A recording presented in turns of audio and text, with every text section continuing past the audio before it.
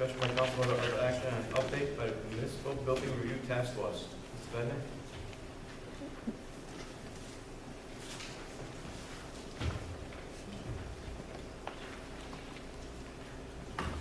Mr. President, members of the council.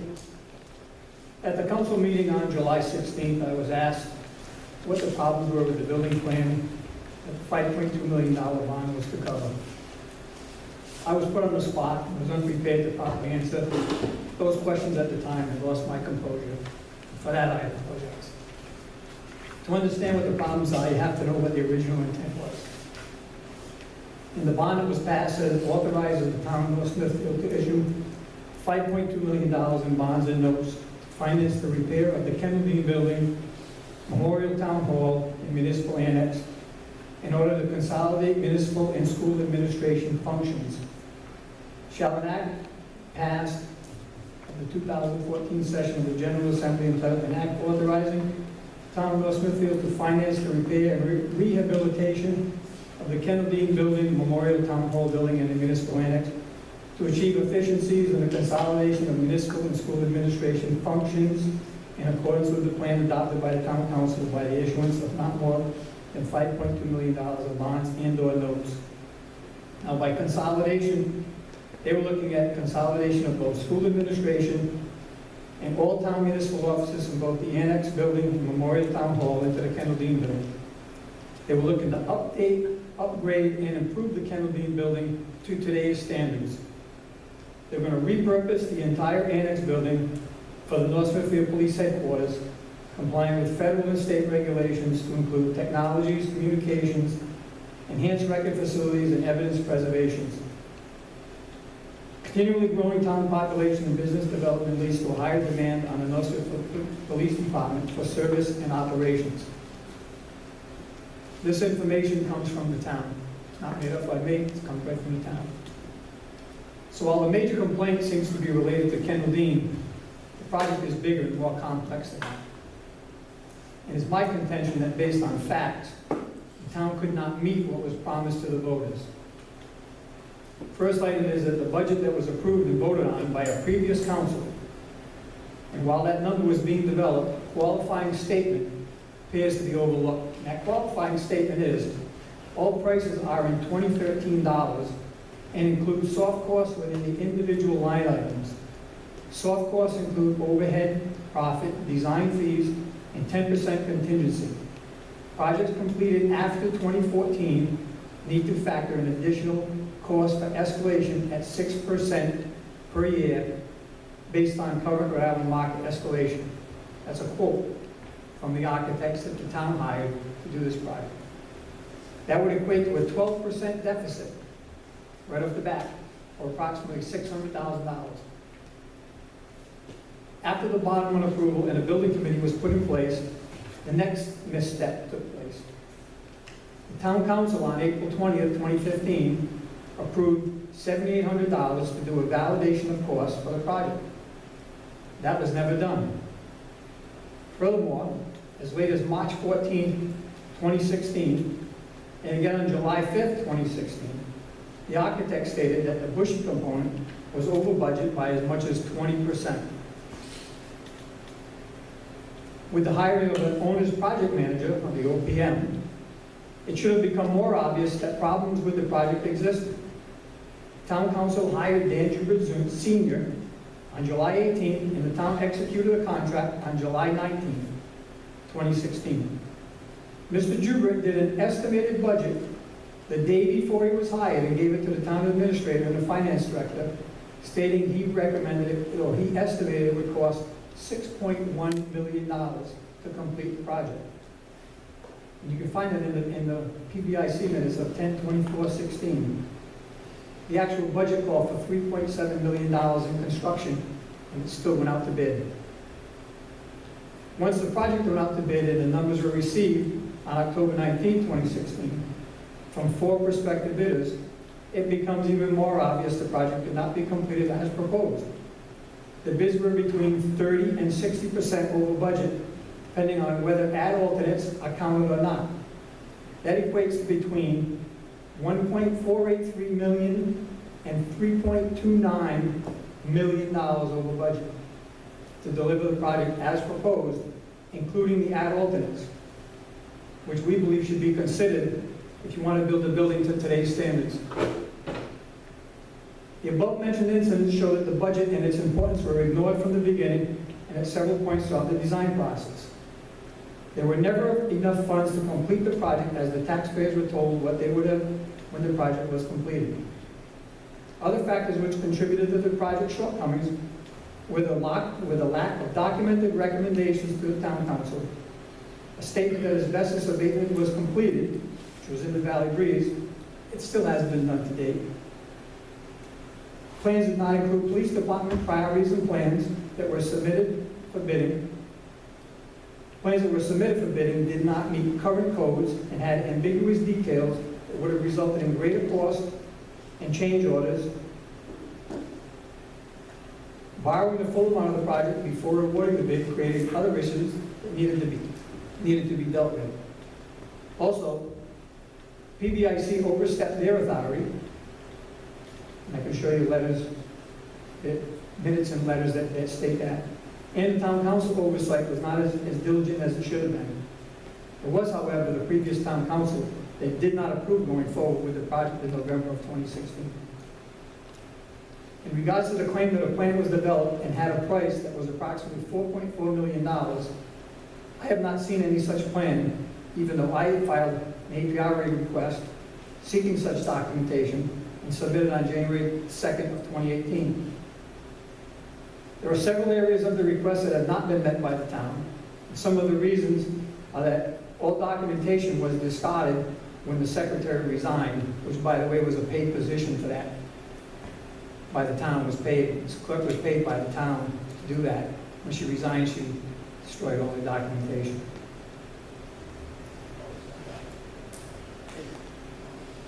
And other reasons were that the PBIC had been dissolved, so itself had no authority to ask for that information. And the request, if fully complied, would have provided that information and more.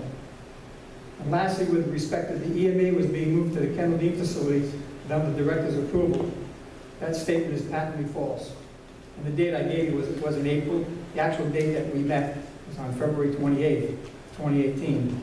I met with the director of the EMA, Peter Branconia, one of his assistants, Jay Levinson and John Wojcik, and the town administrator, Gary Zowski, to discuss the move to Kennel Dean at his request.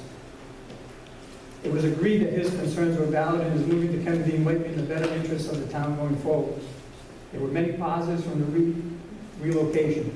On July 7, 2018, in an email to the town administrator, he noted that his moving to Kennel Dean could work, and a grant that he had for $70,000 could be rewritten and used at Kennel Dean.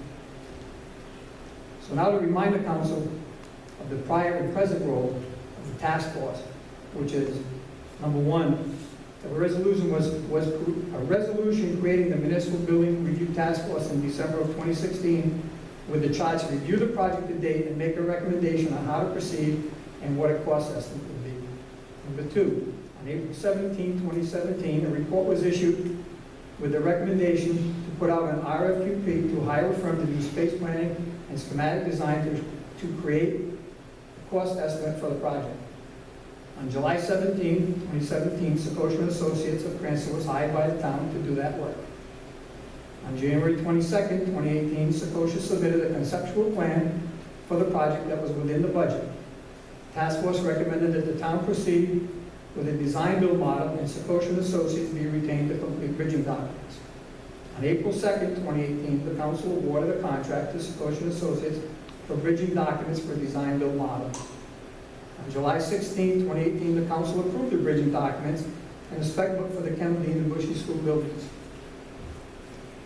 Town advertised for proposals based on the bridging documents on July 25th, 2018. Pre-bid meeting was held on August 1st, 2018, with 24 persons in attendance, and another pre-bid meeting will be held on August 8th. Bids were due on August 16th, but an addendum will be issued to extend the timeline to August 21st at the request of some potential bidders. The task force will begin reviewing those bids on August 22nd, 2018, after Scotian Associates review the selections. That's where we stand today. Those are the actions that this council has taken Those are the actions that have put us into this position. Do you guys have any questions? Can I say something? I'm very appreciative that you gave such a detailed accounting. Excuse me? I'm appreciative about your accounting at this time. I think, What, you mean like a spreadsheet? You mean like a spreadsheet? No, she's saying she No, I appreciates, she appreciates the detailed, the detailed accounting, right? Not your accounting, see, what you're saying right now. And It's a compliment. it is, I'm trying to say, things that, at one time I said, I'm confused, I really don't know what's going on. And I wasn't criticizing you, I was saying, well, meant to say, what's going on? Because as far as Mr. Branconio, there were so many different feedbacks, hearsay, to the point where I called him and said, please attend a meeting, so it's not hearsay. And at that time, he told me he was busy.